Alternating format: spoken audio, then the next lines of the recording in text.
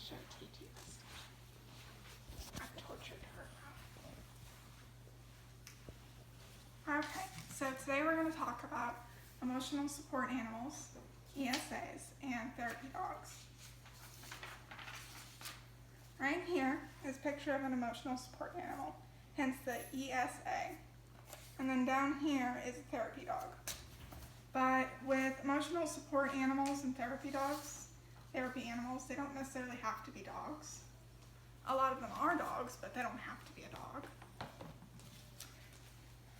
Something important to consider with animals, because they are amazing creatures. They do help your mental health a lot.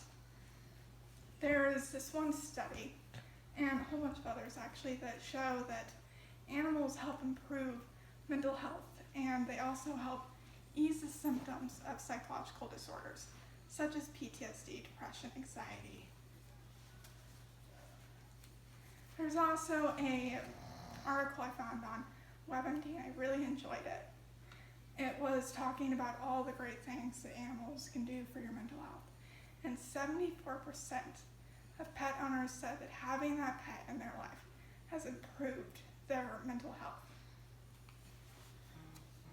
And then in the same article, there was a psychologist by the name of Perpetua Neo, who has a PhD. She goes in talking about how these animals are great at realizing what you're feeling, because they have so many cues that we as humans don't understand. But they as animals can see a lot better than what we can with emotions. Something important to consider with animals and what they provide with people with mental health is the fact they're not going to judge you. They're going to sit there and listen to you. They can't really talk back to you and tell you you're wrong. And they're there to offer you companionship and comfort. After all the years that I've watched people, and then I've seen others too, I can firmly say that having pets around and animals around does help your mental health a lot. There are thousands of studies on it, and there's a lot of statistics on it too that I won't go into right now. But my personal belief is that we need to have ESAs and therapy animals and schools, and by schools I mean public schools, private schools, colleges, all of it. And by doing this, we're going to first go on to how many people actually are going undiagnosed in schools and that actually do have some type of mental health concern. Then we're going to go on and explain what ESAs are, what a therapy dog is, because they're not the same. And it's not a service dog either, because it's a different deal altogether. And then we're going to go talking about how these animals help us in life, how they can better our life. So first we're going to talk about a silent epidemic. Not a lot of people realize what's going on with it, because not a lot of people realize it. In the United States, there are lots of schools that there are children going around and they just think something's wrong with them. They don't realize that they've actually got some type of condition related to psychological problems, because they could have anxiety and just think, oh, I'm a mess up, I keep screwing up. But it's not that way. There are reasons behind it. Studies have shown that young people are suffering from mental illness or disorder. Unfortunately, because so many people suffer from this, our suicide rates are rising at an alarming rate, which shouldn't be the way it is. Right now, according to the Anxiety and Depression Association of America, 80% of students in college suffer from stress in a daily occurrence. 13% in college suffer from some type of symptom in the last 3 months of depression. The next 13 also suffer from a mental condition linked to anxiety. And then unfortunately, 9% have contemplated suicide in this past year. A survey on the Huffington Post found that the following affect students in their successful careers. 12% are affected by depression. 19.7% is anxiety. 13.2 is cold, flu, sore throat, so when you're sick. 9.9 is concern for a loved one or family member. 27.9 is stress. 19.4 is sleep difficulties, and 13% is work.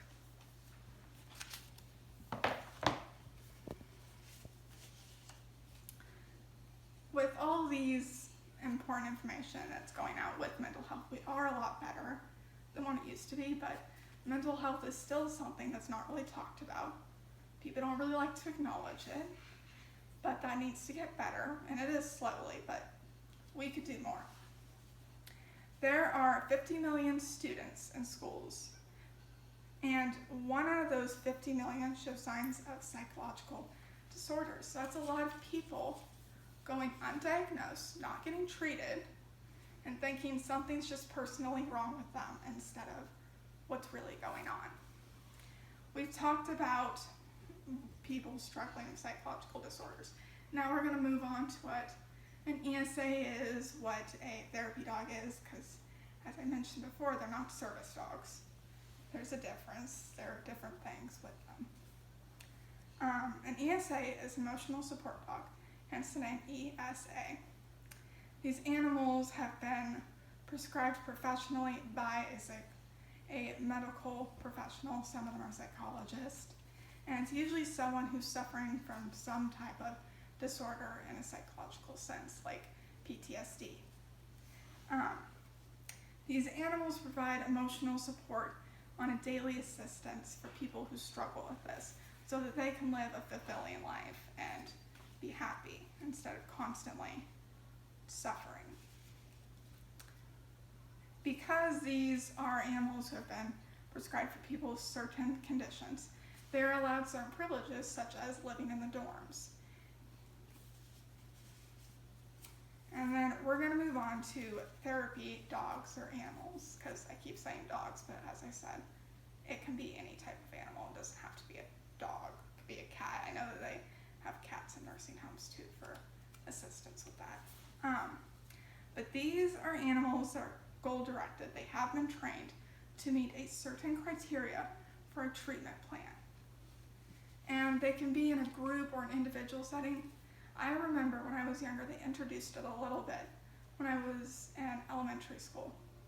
It didn't go far, it disappeared, but it's something that needs to be brought back up. Therapy dogs can help students with mood change in the classroom or a shoulder to lean on in troubling times. Now that we've talked about what they are, we're going to talk about how they can help us in a futuristic sense for long run. As we discussed in the beginning, college and school, there are constantly people going unnoticed that there's something going on psychologically. There's also just that, sometimes you have a bad day and you need that extra something or a dog to pet to make you feel better. That's not including finals, because finals suck.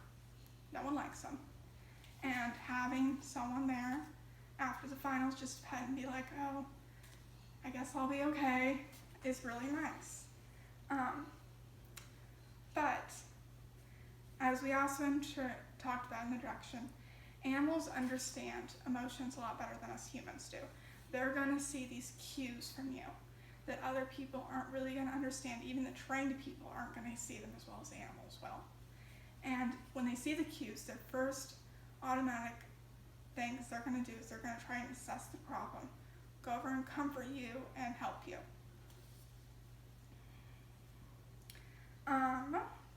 In some cases, ESAs and therapy dogs also provide better treatment than a medicine one or a medical drug that the doctor would prescribe to you. And if they're providing all these benefits, I don't see why we're not utilizing that. It just doesn't make sense to me, so there's no excuse for it.